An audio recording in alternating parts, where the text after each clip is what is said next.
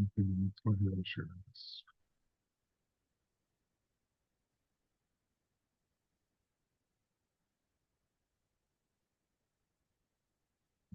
Share.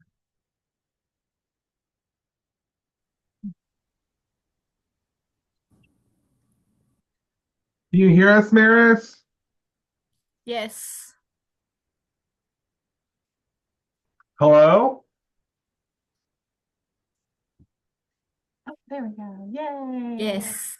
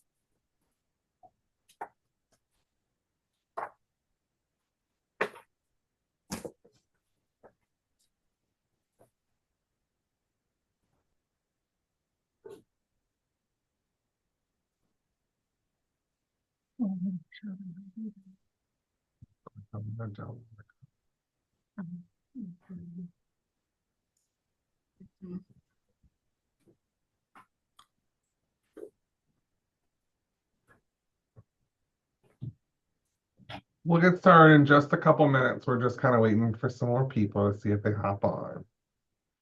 You have such a beautifully curated background, though, Maris. Your Oh, bookshelves and all your stuff. oh, thank you. We can't hear you. Oh, Oh, that could be us. There we go. oh, Do can you you? mind saying hi again? Hi. Okay, hold on 1 second. We're trying to get our sound to work.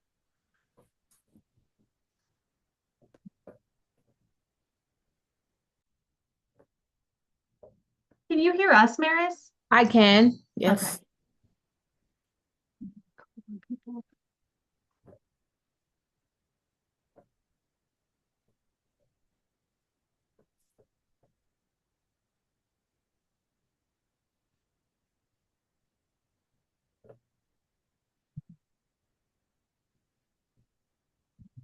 That's fine.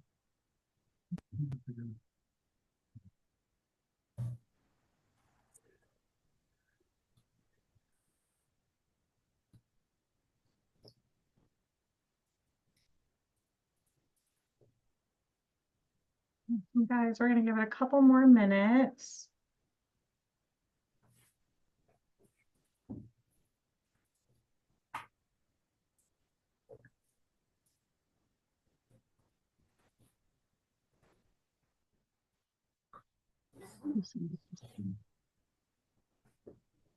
Pictures. Mhm.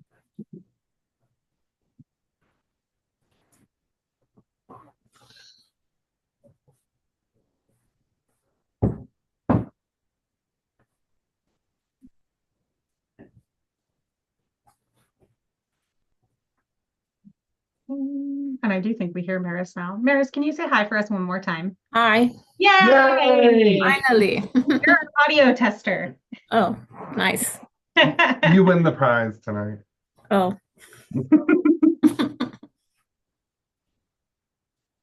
Amazing. All right. And can everyone see our screen? yes. Perfect. Fabulous. We'll go ahead and get started and we'll just kind of admit people as they join us.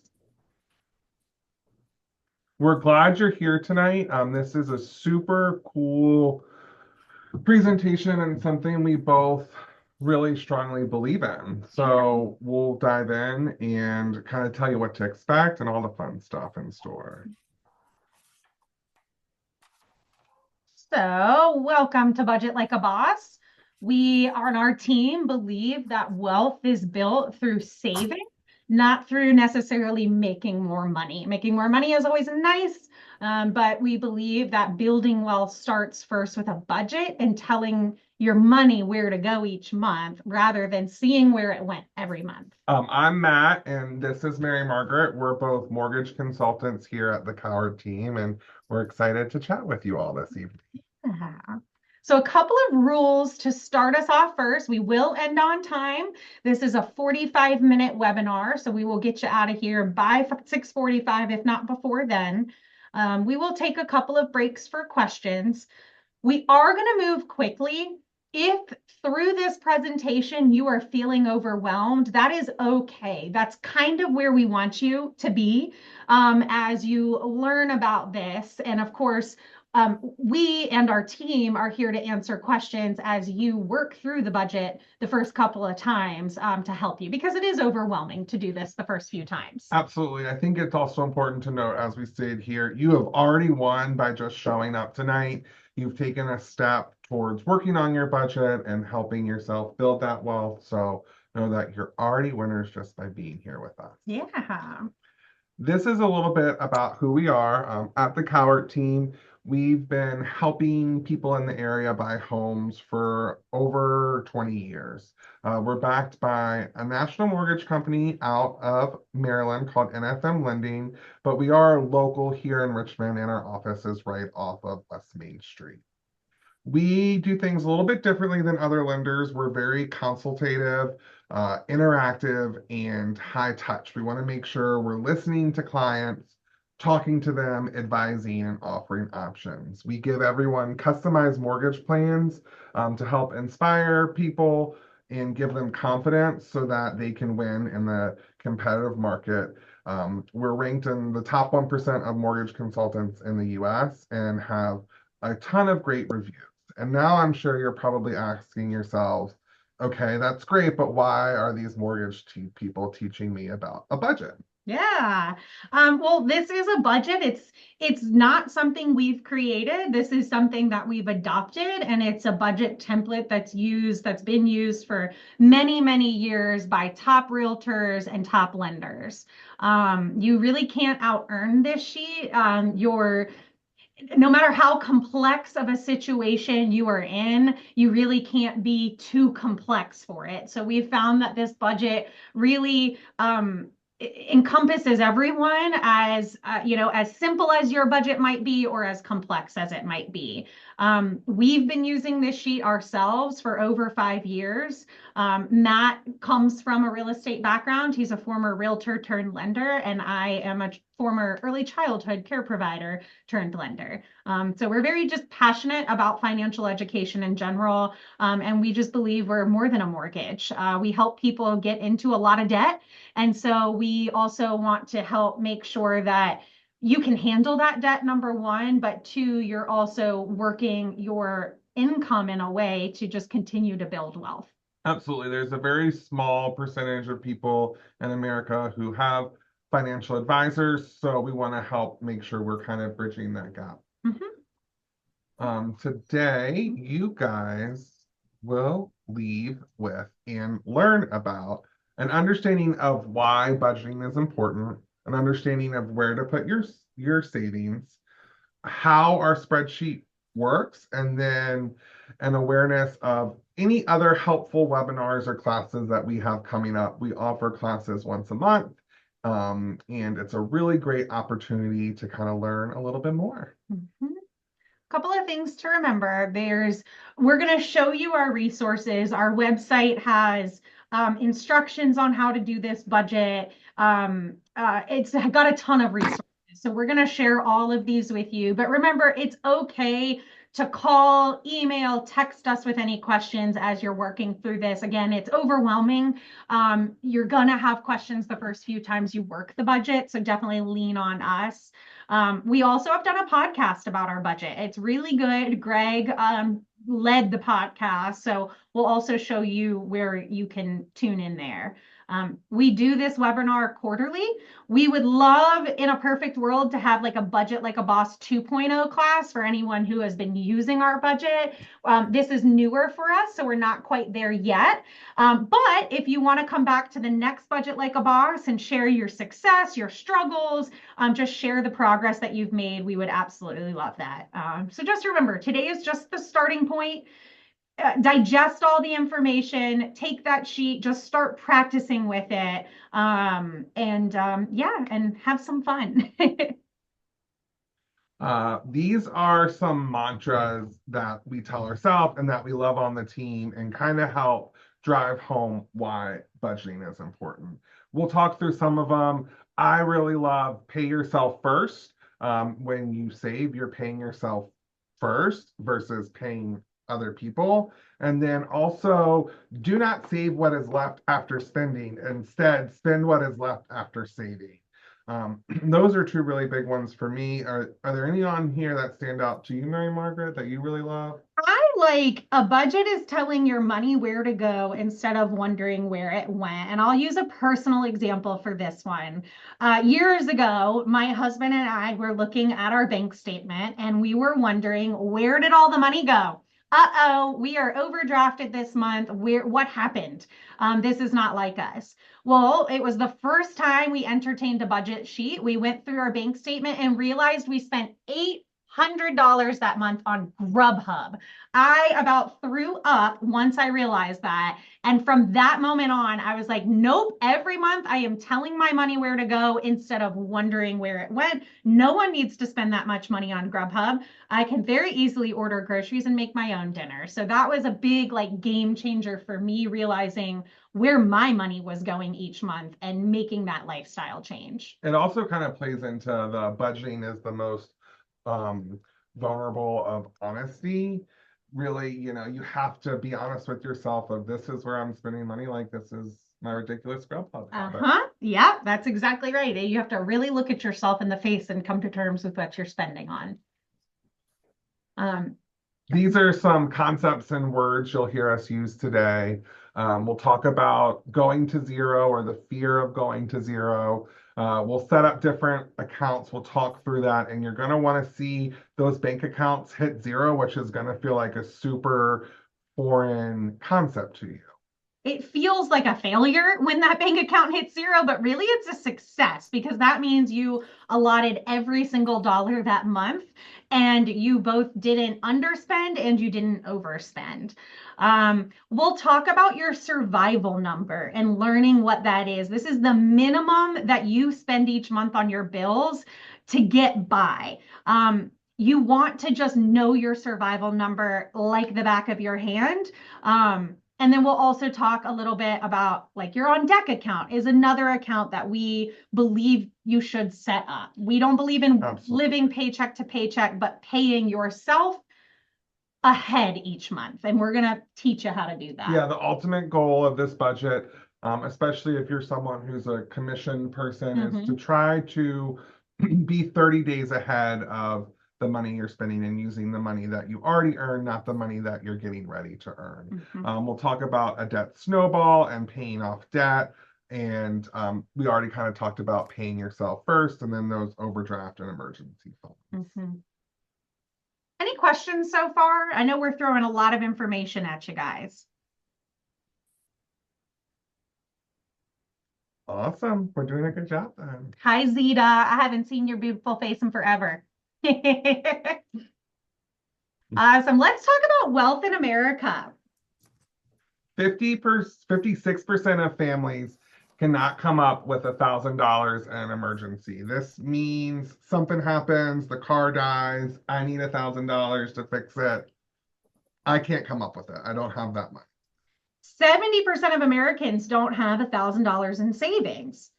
Our household debt is also at an all-time high. And I'll speak to a little bit too why this is so important of why it's so important that we can't come up with $1,000 in emergency. This opens up the vicious cycle of debt because typically when we get extra money, we want to go pay off debt instead of saving for the emergency. So when the emergency comes, we spent all of that extra money on our debt. So now we have to go put the emergency back onto a credit card and we get back into that vicious cycle of debt. So one of the things we're going to teach you guys is that the first thing we do is we plan for the emergencies and we save for those emergencies, and then we allow you to pay off debt. Absolutely. 62% of wealth in the US comes from equity in people's homes, and 66% of Americans own a home. So if you own a house, you're on your way to building wealth. And if you don't, we can help you get there. Absolutely. All right. The next slide is going to be our game plan. And this is a little bit kind of what Mary Margaret was talking to a minute ago, where the first thing we're going to do before we start saving off, paying off debt is we want to be better than 70% of Americans and save $1,000 in an emergency fund. And this is for the exact reason Mary Margaret said, is we don't want to pay off our credit cards, then have a emergency happen, and then be right back where we started. Correct. From there, we'll work to save that 1 month of reserves or survival number, and we'll talk about how to come up with that survival number. Then we'll start paying off debt using the debt snowball method. And what the debt snowball method is first you take your smallest balance debt, you work to pay that off first, and then you take the minimum payment that you are making towards that debt and apply it towards the next one.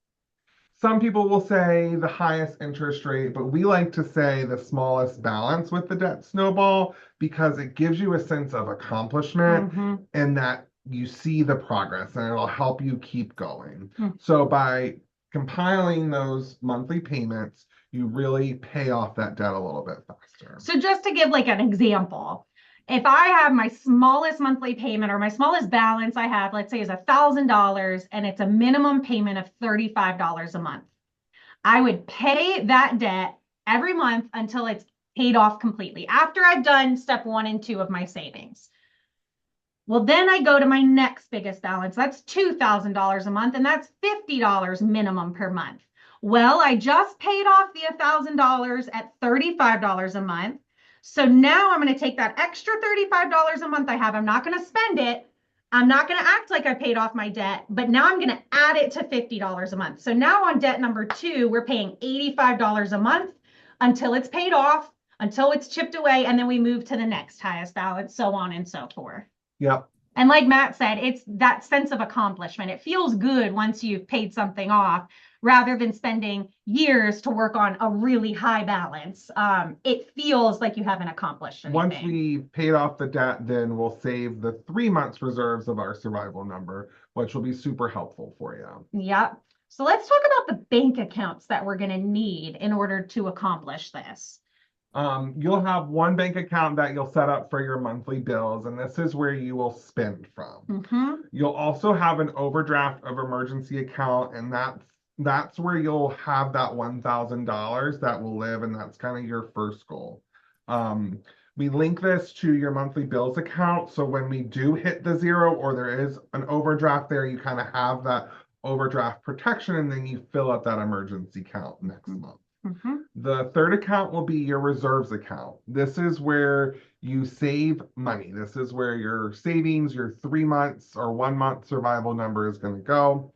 And our final account is our on deck account. And this is where money goes when you're paid and it sits there in the current month to be used for the next month. So an account where money comes in, and then you have an account you'll move it to spend. You'll make sure you have your money in your emergency account and then your on deck account. So really the first account you save in is overdraft emergency. Then we can start saving in account number 3, reserves account. But yeah, exactly, Matt. Yep. Also, I want to say don't stress out too much about the bank account. Right. And don't be like, oh my gosh, Matt and Mary Margaret, I have one bank account. I can't do that. Not the case at all. You can start with what you have and we can work to get you where you need to be with the 4 different accounts.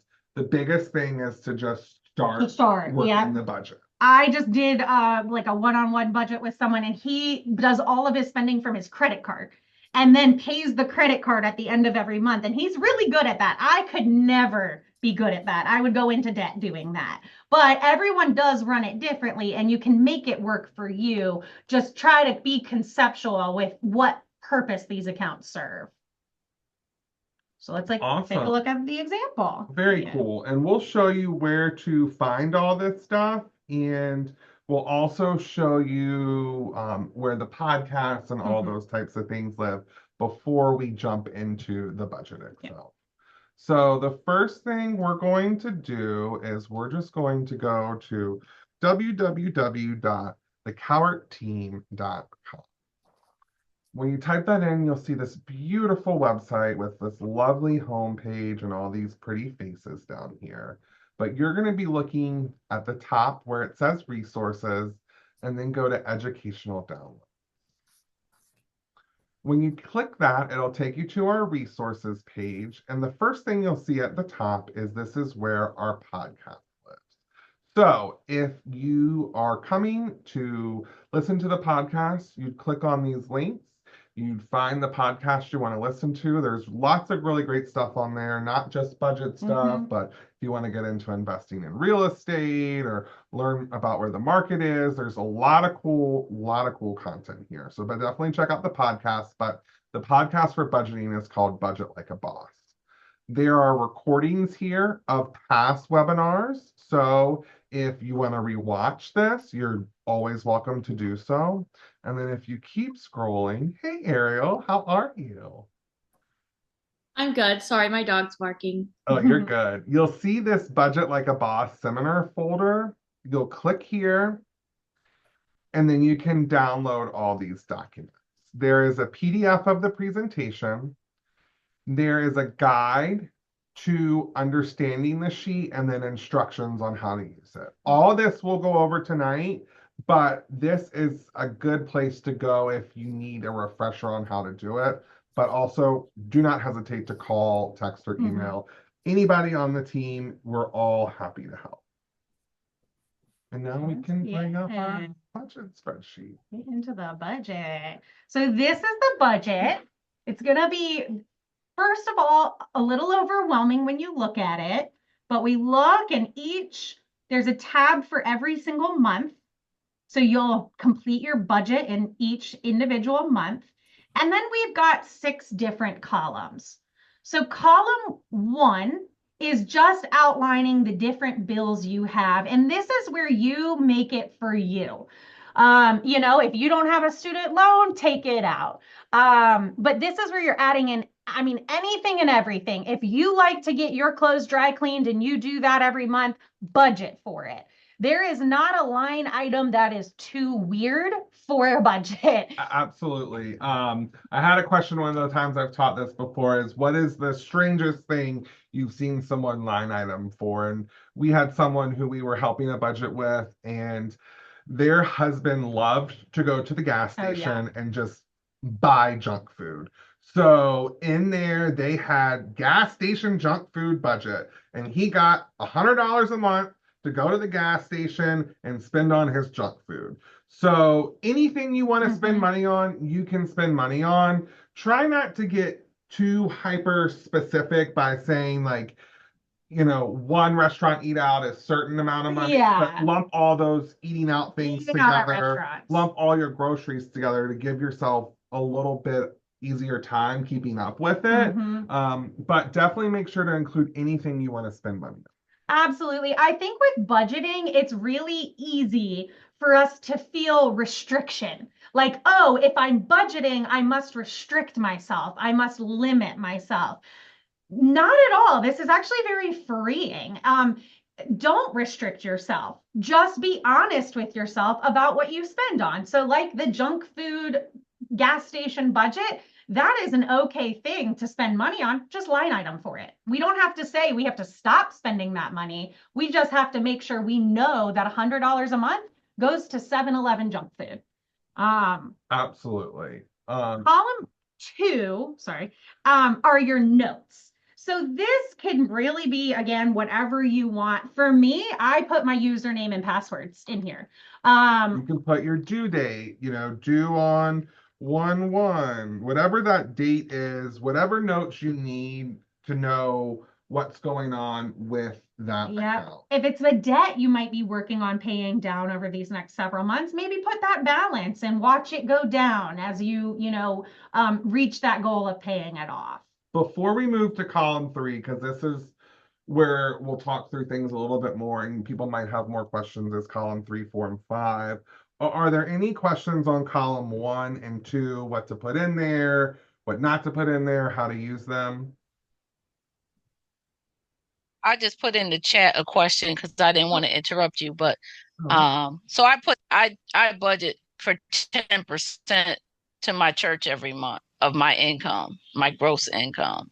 So I know you say pay yourself first. So for me, it's pay my church, pay me, and then there'll be the next thing. So I can add that to that column.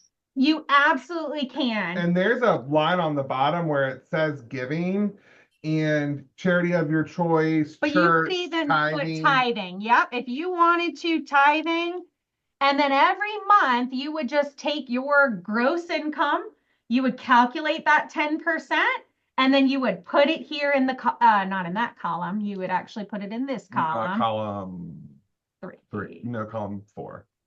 4, I'm sorry. Yep. So let's just say you gave $100 to the church. Then you would then just allot for that there, whatever that 10% is. And this is Okay. a great way to lead into columns 3 and 4. Mm-hmm. Column 3 is where we're going to come up with our survival number. So you're only putting items in column 3 that if I lost my job tomorrow, what do I have to pay out in order to survive, in order to keep the lights on and food on the table, right? Like I know I have to pay my mortgage every month. I have to have gas to go in my car. I need a cell phone because I need someone to call me for my job interviews. Mm-hmm. But Netflix does not go in survival because if we lose our job, Netflix gets canceled. right. What's a good one here? The gym. The gym I don't need to put in there because if I lose my job, I can cancel my gym membership. But if it's in your budget and you want to spend money on it, you're going to put it in column 4 like we did with the tithe. And so for the most part with column 3, doesn't change a whole lot from month to month unless a bill has changed. But for the most part, these are pretty constant expenses every single month. And everything you put in column 3 is also going to go in column 4 because you're actually spending that money in addition to planning for your minimum survival number. So again, 3 is just survival number. This tells us that monthly reserve amount that we should be working towards. It is I lost my job. This is what I have to spend every month. Column 4 is really kind of like the budget. That is where every month you're going to column 4 and you're saying, oh, this month is my mom's birthday. So let me put an extra $100 in here. Oh, wait, this month I know I have to get my oil changed. I'm going to put $50 in there for my oil change. So 4 is where you're kind of working there every single month. 3, for like credit cards, you will put your minimum payment because that is the minimum amount that's due when S hits the fan. But if you're paying more in a certain month, and I'm going to pay $100 on my credit card because that's the first one I'm working to pay down, I'm going to put that 100 column in the actual expense. Does that make sense to you guys, columns 3 and 4? And the differences? Heck yeah. Awesome. Column 5 works similarly, but this is just for your personal savings. So the first thing I'm going to do when it says overdraft refill, I'm going to come I don't into have my $1,000 savings. yet. So we'll put $1,000. And we have an extra 1,000. I don't have 1,000 yet. So first thing I got to do is fill my emergency account because I'm not ready for an emergency right now. And then column 6 is where you're putting your paycheck. So really, you're going to start in column 6 because at the beginning of every month, you're going to estimate what your paycheck is going to be. So let's say and this is net. This is what gets deposited into my account. So paid. And then here you're going to put whatever you made. So let's say you made $5,000. Yep. That's what you'll put in column 6. And the ultimate goal here with us telling our money where to go is if I see 5,000 over here on my total monthly spent, this needs to be 5,000. These You would need put to your match. savings there too, right? So if this was really our monthly budget and this was all the bills I had to pay each month, then I would say, look at that. I've got an extra, do that math for me, Matt, 2760. And so here's where I would say, all right, so now 2760, I am not ready for my reserves yet. So all of that money is going to go, oh wait, because I haven't, oops, yep, into my savings. And it's going to go, because it was spent this month, it was saved here. So now my red and my yellow match, which means every dollar has been accounted for this month. And really, we should have done our 1,000 here. Yeah, And there then we go. back this And off. then back that off. Yep, there we go. Does that make sense? Now, I also want to speak to, I've had questions before of, Matt, what if I have a partner who doesn't want a budget? Or what if I live with a roommate and they pay me money for the rent each month? Or they pay me money towards the cable bill?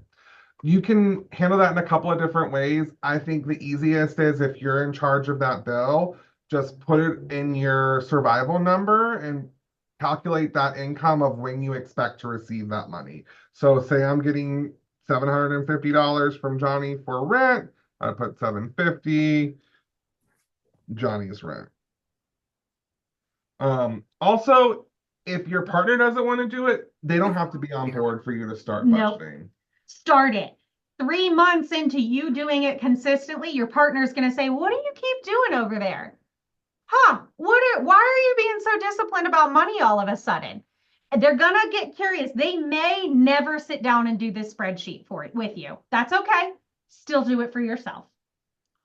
You can put a theme at the top for yourself. So you can go here, good theme is just do it. Yeah. Just do it for the first month. The other cool thing is you can come and copy and paste from month to month to really make this spreadsheet easy for you. And so you don't have to go back and retype everything. There's tabs at the bottom for each of the additional months. That's a quick kind of general overview of the spreadsheet. Are there any questions? The bottom is really cool because it also gives you a total of what you saved. All that stuff carries over. It's really neat. I think as a general rule of thumb, this person saved 48% this month. That's not usual. A goal to work towards is to be able to save 20% of your take-home income. And that's a lofty goal. That's a hard goal to achieve. Awesome. Well, we'll go back and finish on our little PowerPoint. Yeah. And we got started. So challenge. We love a challenge. We love a challenge. Our challenge to you will be to take an hour this week, listen to the podcast. Greg has kind of spearheaded this budget. This is a budget he's used for decades. And he speaks about the budget in his podcast. So you definitely give that a listen. And then attempt to use it. Even just trying, even just fiddling with it is success. It's being mindful of where your money is going. So that is a success. We always say check in around the 15th. So you'll do the budget on like the last day of the month or the first day of the month, and then check in with yourself around the 15th. Try not to obsess over it. Try to be really good about it and just check in on the 15th, see how you're doing and adjust from there. Kind of like, that old infomercial when they used to say, set it and forget it. You're just going to set it, forget it, come back, check on it, and then leave it alone and kind of see how it all plays out. Once you have done 1 hour of budget work, text our team and let us know. And we do a drawing for a gift card. So we will put you in the drawing to win a gift card. If you enjoyed the budget seminar today, we do have other fun seminars coming up as well. The next one is called The Game of Money, which is really cool. It talks a little bit more to investing and where to start putting your money to start building wealth. It's called something to the effect of, we call it everything you wanted to know about wealth building that you didn't know who to ask it to. Yes, It's a yes. really cool thing. And then the last one we do in the quarter is called Buying Here and Now. This is great for home buyers, realtors, if you have clients who are thinking about buying. This is a really good place to send them to get some information, whether it is your first home or your 15th house. You need to know what the market is doing here where you're buying and now at the time you're looking to buy. So this seminar will give you kind of some insight on what's going on. And these are all also found on our website under the events tab. And here is our plug. If you know someone who is thinking about moving or buying a home, we do things differently. We truly do. We are very passionate about helping people. We're passionate about helping them create a plan and just achieving financial success. So if you do know someone, buying a house or thinking about buying a house is like buying a Volkswagen Bug. You start to see them all over the road. So definitely think about us if you know someone. We would love to help them. Absolutely. We can help them with the full picture of the finances, not just the house part. Again, this is kind of where you'll go to find the budget podcast. And that's all we have for you guys today. Any questions before we let everyone go? Thank you. Awesome. Was this helpful for everyone? Thank you so much. Awesome. Absolutely for me. Yay. Absolutely. I mean, I've got more than $1,000 in an account, but I'm just trying to figure out how to better work with some things. And so this was one of my goals for this year. So I signed up for this one and the next one about generational wealth to get myself on track again. Heck yeah. And you call me, Zita, if we want to go through a specific detailed plan for you, we absolutely can. So feel free to call me and we can start building some wealth for you. Awesome. That's awesome. I think I still got your number, so I didn't delete nothing. Good. You guys are awesome. I've got a young lady. I'm trying to get her to call you guys, and she's trying to pay off debt on her own. I said, no, they can help you to get all that process so you can buy a house instead of paying $2,000 a month for rent. Absolutely. Absolutely. Zita, you're the best. Charlene, we're excited for you to start too. We hope you enjoy it and we can't wait to see your smiling face. Thanks, everyone. Yeah, Have a thank great you for evening. coming. If you have any questions, call or text us. Thank you so much. Thank you. All right. Thank you. Bye. Bye-bye now.